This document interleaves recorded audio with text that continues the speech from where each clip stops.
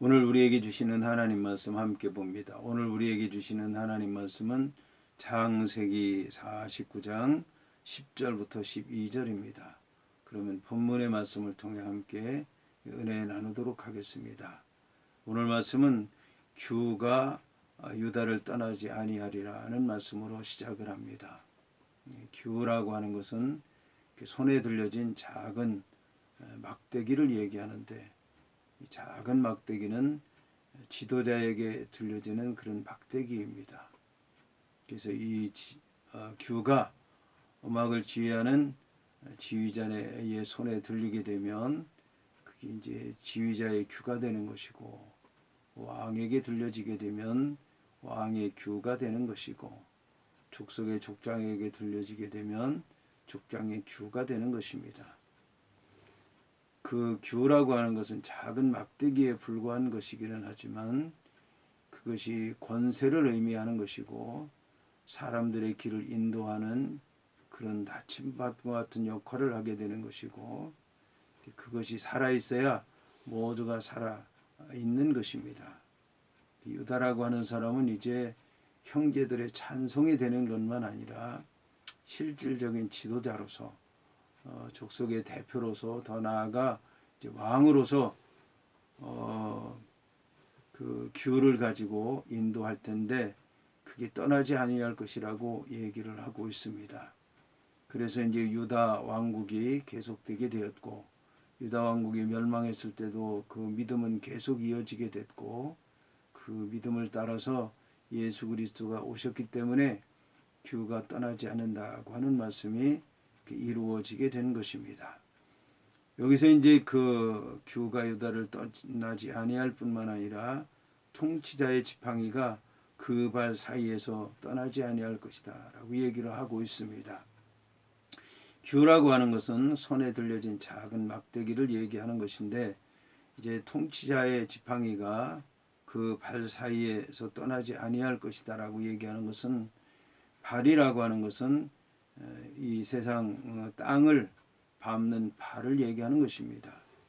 근데 그 발이 땅을 밟을 때는 그 땅에서 그가 자유함을 얻는다는 얘기고, 정복자가 그 땅을 밟을 때는 그 땅이 그의 것이 되게 되는 것이고, 하나님께서 보내셔서 가는 발걸음일 경우에는 하나님께서 동행하시는 그 발이 된다라고 하는 것입니다.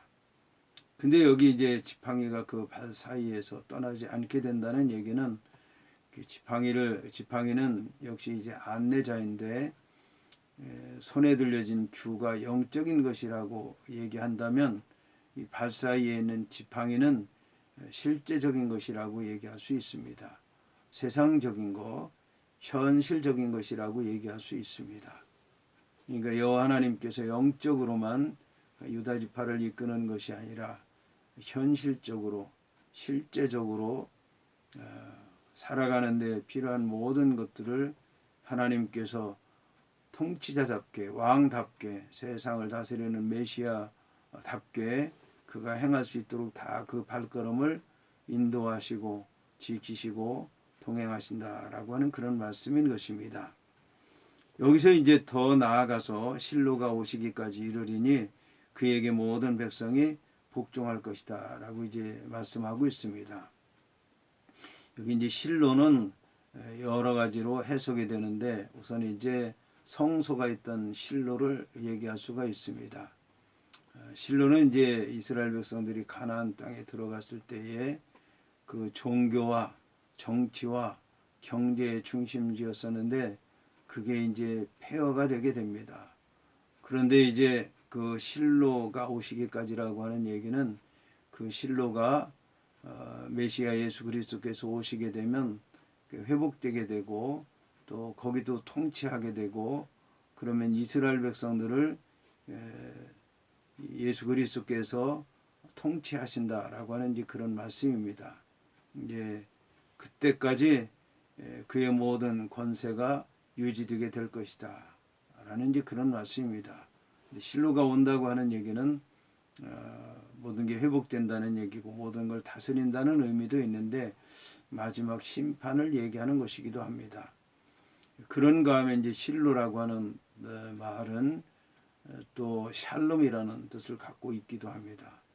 샬롬은 이제 평안인데 평안이 올 때까지 예수 그리스도께서 오셔서 십자가에 달리셔서 모든 사람들의 죄를 이제 사하시고 그리고 이제 그들에게 부활의 영을 주사 새로 거듭나게 하시고 또 성령을 주셔서 그들로 하여금 세상을 이길 수 있도록 그런 이제 능력을 주시는데 그렇게 되게 되면 그 평안의 영이 그들에게 미치게 되는데 실로가 오신다고 하는 뜻이 바로 주의 평안이 이렇게 구원을 통해서 완전히 임한다라고 하는 그런 이제 뜻을 갖고 있기도 합니다.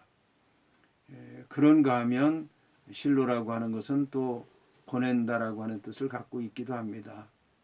그러니까 여호와 하나님께서 보내실 자, 마지막 구원을 위해서 보내실 자, 메시아 구주 예수 그리스도가 이 세상에 오셔서 다스릴 때까지 이제 그게 떠나지 아니할 것이다라는 이제 그런 말씀이기도 합니다. 그렇게 되면 그에게 모든 백성이 복종하게 될 것이다라고 얘기를 하고 있습니다. 그러면 이 실로가 오시게 되면 어떤 일이 일어나게 되는가? 그의 나귀를 포도나무에 매게 된다. 여기서 나귀는 이제 왕이 타는 나귀를 얘기하는데 왕이 나귀를 탄다는 얘기는 평화의 시대가 도래했다는 얘기고 포도나무에 나귀를 맨다는 얘기는 여기 이제 포도나무에 포도에 관한 얘기가 나오는데 평화에 이르는 것만 아니라 그 평화 가운데서 기쁘고 감사하며 은혜 넘치는 삶을 살게 되는 것을 얘기하는 것입니다. 그리고 그의 암나귀 새끼를 아름다운 포도나무에 맬 것이며 그 옷을